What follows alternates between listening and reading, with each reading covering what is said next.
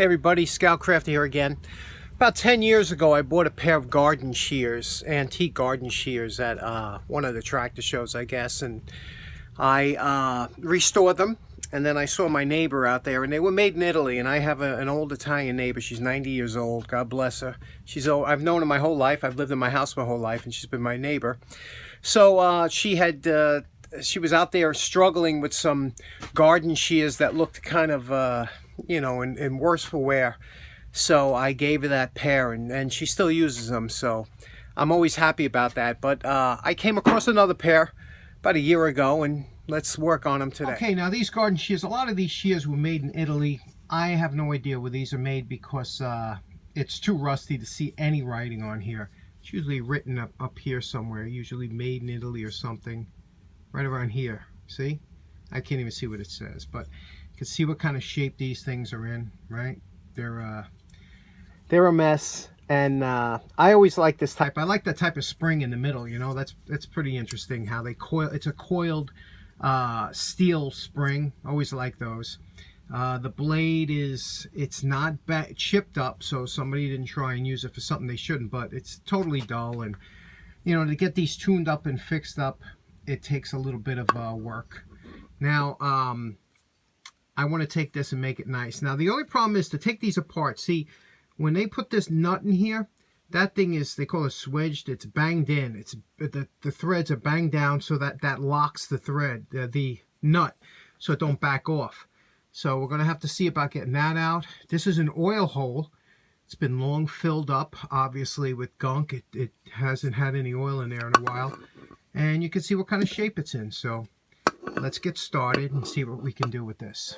A quick wire brushing, and then we took it over and used a 6-point socket to get that nut off. Okay, everything came apart. This nut came off nice and all. Again, wire brush it before you attempt it. I've used that tranny fluid and acetone 10 times, and it worked fantastic every time.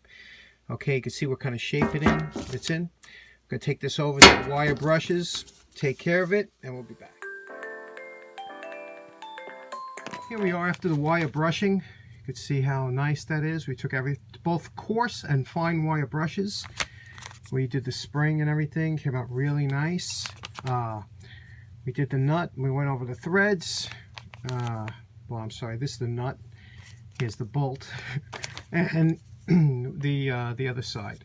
Now we're going to take it over to the buffer. Okay, after the buffing, we went over here to the belt sander to address the edge. And my phone started dying, so what happened was this went into like a slow motion. So you'll see that the belt starts to waver. That's actually going into slow motion.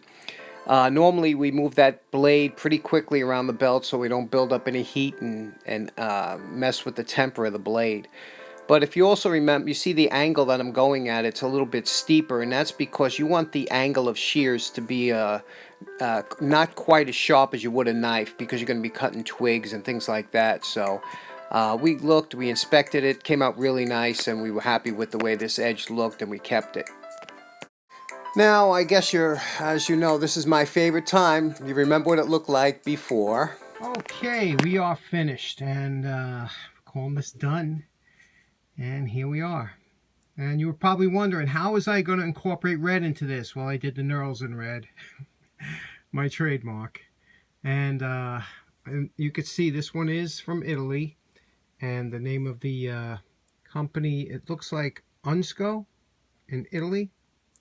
It also has some markings under here.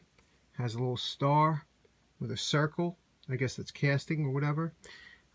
Polished out the spring, came out nice. I mean, we sharpened it up as you saw. Everything is beautiful. We oiled it. A little drop of 3-in-1 in there. That's all you need.